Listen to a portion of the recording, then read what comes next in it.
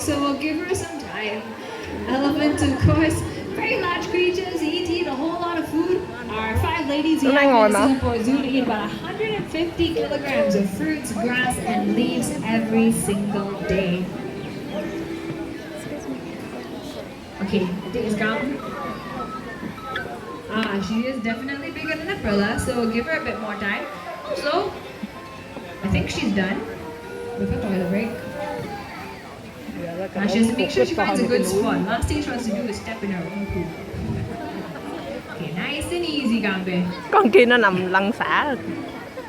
Ăn cà rốt rách như lựu đạn. Slowly. Down she goes. Okay, Judah. I said all the elephants, you know. Nào cũng Hey, như cái chỗ. Gambe. Nuôi voi không đúng con voi. Yeah, I'm gonna get like. Very sneaky, Lắc Gambe. đầu cái gì? She doesn't want to lie down. Rama, what if we give her some food maybe? Dưa hấu à, dưa hấu. Okay, let's try the apple. Apple. Your favorite fruit, right? No? It's not your favorite fruit? Indeed. A perfectly good apple. Too small. Do you have anything? Give her the watermelon. Hey, come. Rama, you gotta watch your carrots, Rama. You don't left, okay? Sole survivor.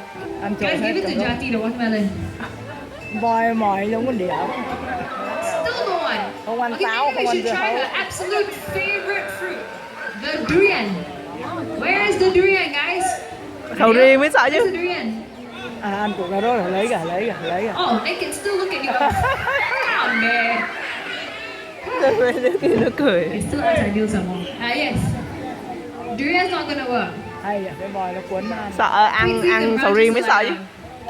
Okay, let me check. Jati, are you going to use the twigs, leaves, and branches to lie down? Is Nó it? ăn cái lá này đó. Oh, okay. I guess she is. I'll give Jati some time to lie down. She is the largest of our 3 ladies right here. 31 years old. She came to us from Malaysia and currently weighs about 31 tuổi. 3,700 kilograms. So we'll give her all the time she needs. 3 tấn. Jati, of course, a very special lady to us as well. She possesses the makings of the next matriarch, always rushing forward to settle any disputes may arise in the neighborhood. Hey, Jati, all the way. Rama, Voi nó đập được phải what's kia. she doing? Nó khô nó mía. Oh, Nó ấy cho nó sạch ấy. Nó okay, quét cho nó yes, sạch rồi nó sand, mới nằm. insects and flies sticking to the leaves. Like fluffing your pillow before you go to sleep, I see. Okay. Lá gì?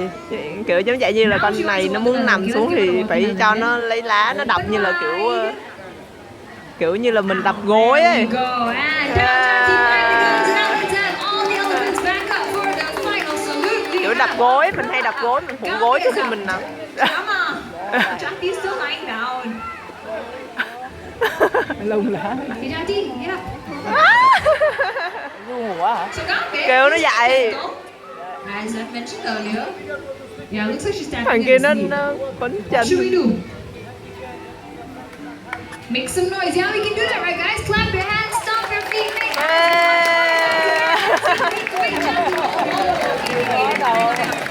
Great effort. Thank you very much for that. But I think Kambe is not done. Kambe has an idea. Okay.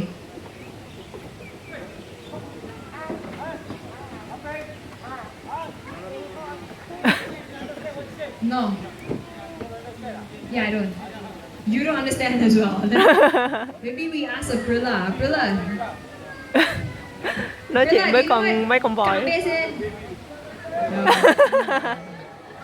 Không hiểu. Right. She's from Indonesia. Làm gì? She's from Malaysia. Nó, Language barrier. nó bảo là con này là from Indonesia, con này from Malaysia, thành ra là hai con không hiểu được nó nói gì với nhau. Kéo mồm nó xuống này nó gào. Okay, Aprilla, do you understand Kambe? Very good. Okay. No, I still don't understand. I don't know. Yeah. Okay. Hút nước nó Kambe phun knows what to do. We shall all watch and learn, guys. She's going to suck up some water. Phun vào mặt con kia, phun vào mặt con kia. Okay, you aim carefully, Kambe, right at her. Surprise! Great idea, Kambe. Such a clever girl.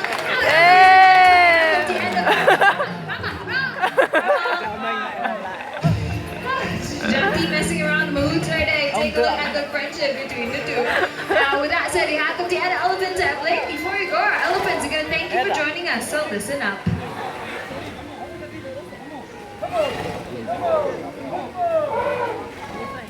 Voi giống đi. And with that said, how about it, guys? One last time, a big round of applause for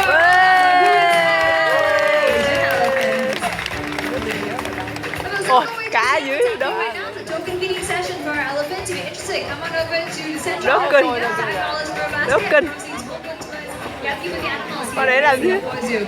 And once again, we have a limited number of baskets, so it is on a first come first served basis. You see, đi xuống understanding con. of that, we can't really overfeed our elephants. And so the next session would be at 1:30 back here at Elephants of Asia. Once again, guys, come over to the central hut D right here. And on behalf of all of us here at Elephants of Asia, we have our beautiful Asian elephants. They're dedicated for hoots by Salma and Kyrie. My name is Gabriella. Thank you so much for joining us. Have a wonderful day in the Singapore Zoo. Take care and bye-bye.